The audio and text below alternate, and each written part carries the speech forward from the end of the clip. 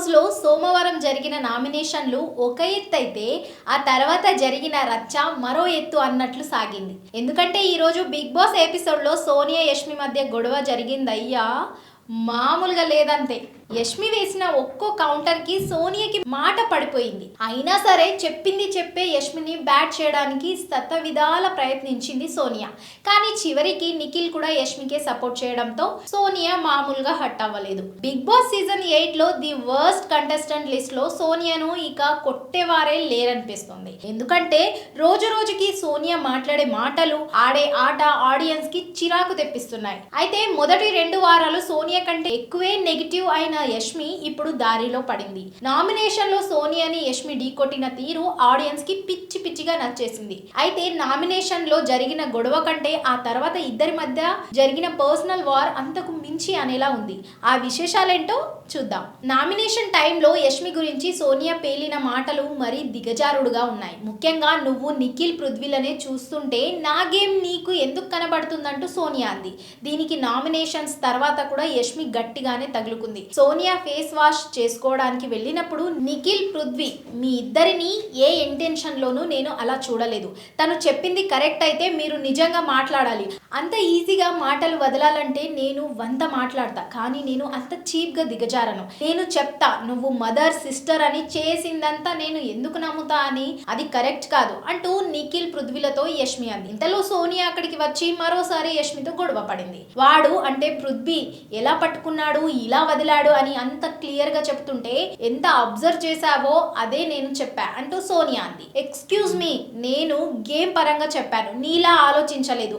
నువ్వు మాత్రం దానికి ఒక రిలేషన్ తగిలించి నేను సిస్టర్ మదర్ అని చెప్పి చేయి పట్టుకొని మాట్లాడితే మేము తప్పుగా మాట్లాడకూడదా? అంటే ఎవరు హౌస్ లో తప్పుగా ఆలోచిస్తున్నారో నువ్వు గుర్తు పెట్టుకో. అయితే నువ్వు వాళ్ళకి సిస్టర్ కాదు, మదర్ కాదు, నీ ఇష్టం వచ్చినట్లు వాళ్ళని వాడుకుంటున్నావని నాకు అనిపిస్తుంది. ఈ రోజు అది క్లియర్ అయింది, థ్యాంక్ యూ అంటూ యష్మి ఇచ్చి పడేసింది. ఆ తర్వాత రూమ్ లోకి వెళ్ళిన తర్వాత కూడా వీళ్ళ గొడవ కంటిన్యూ అయింది. అందరి పర్సనాలిటీ గురించి మాట్లాడుతున్నావు, గుర్తుపెట్టుకో. నేను వాళ్ళని తోసేసి వెనకాల నిల్చోవట్లేదు, నేను గేమ్ ఆడుతున్నా. వాళ్ళ మీద పెట్టే ఇంట్రెస్ట్ ముందు నువ్వు గేమ్ మీద పెట్టు. నాన్ సెన్స్, ఇష్టం వచ్చినట్లు ప్లేటు తిప్పుతుంది, ఎప్పుడు ఒప్పుకోదు మిస్టేక్ చేశానని అంటూ యష్మి ఫైర్ అయింది. దీనికి ఆన్సర్ చేయకుండా మళ్ళీ పృథ్వీ గురించి మాట్లాడింది సోనియా. పృథ్వీ నిన్ను ఒకసారి పట్టుకోగానే ఇలా పట్టుకున్నాడు అలా పట్టుకున్నాడని ఎక్స్ప్లెయిన్ చేసినప్పుడు నా గేమ్ నీకెందుకు కనబడలేదు? నీ ఫోకస్ అంతా వాళ్లపైనే ఉంది కదా అంటూ రెచ్చగొట్టింది సోనియా. నువ్వేం మాట్లాడుతున్నావు, నీకేమైనా అర్థమవుతుందా? నేను గేమ్ ఆడుతున్నానా, ఎవరిని చూస్తున్నానో నువ్వు నెక్స్ట్ నామినేషన్ లో చూడు. పెద్ద లాయర్ గా మాట్లాడుతుంది వచ్చి. తను చేస్తే నామినేషన్, వేరే వాళ్ళు చేస్తే కాదు, యూజ్లెస్ అంటూ యష్మి అంది. ఇక సోనియా అక్కడి నుంచి వెళ్ళిపోయాక నిఖిల్ సహా అక్కడున్న వాళ్లతో తన బాధ చెప్పుకుంది యష్మి. ఇంట్లో ఏ అమ్మాయి ఏ అబ్బాయితో మాట్లాడినా తను ఎక్కడ నోరు జారి అనేస్తుందో అనే భయంతో మాట్లాడకుండా ఉండాల్సి వస్తుంది. అంటే ఇన్నాళ్ళు నీతో అంటే నిఖిల్తో మాట్లాడుతుంటే ఎంత తప్పుగా అర్థం చేసుకుంది. ఇష్టం వచ్చినట్లు మాట్లాడుతుంది, నోటికొచ్చింది మాట్లాడుతుంది. ఇంట్లో వాళ్ళ గురించి అంతా నాకు తెలుసు అన్నట్లుగా మాట్లాడుతుంది. అదే ఇంట్లో వాళ్ళు చూస్తే ఏమనుకుంటున్నారో అని ఆలోచించట్లేదు. ఇది నేర్చుకొని వచ్చింది లోపలికి అంటూ యష్మి కన్నీళ్లు పెట్టుకుంది. దీంతో నిఖిల్ దగ్గరికి తీసుకొని ఓదార్చాడు. ఇక అర్ధరాత్రి 12 దాటాక సోనియా నిఖిల్ ఏకాంతంగా మాట్లాడుకున్నారు. సోనియా చేతిలో చెయ్యి వేసి సారీరా అంటూ నిఖిల్ చెప్పాడు. దీనికి సోనియా బరస్ట్ అయింది. ఫస్ట్ ఎవరితో మాట్లాడినావు అన్నది పాయింట్ కాదురా, ఏం విన్నాము ఏం అర్థం చేసుకున్నాం అన్నది కదా అంటూ సోనియా అంది. దీనికి నేను చేసిన దాంట్లో కొంచెం గిల్ట్ కూడా ఉంది, కానీ నేను నిన్ను బ్లేమ్ అయితే చెయ్యలేదమ్మా. నేను పృథ్వీ దగ్గర మాట్లాడింది అయితే ఒప్పుకుంటా.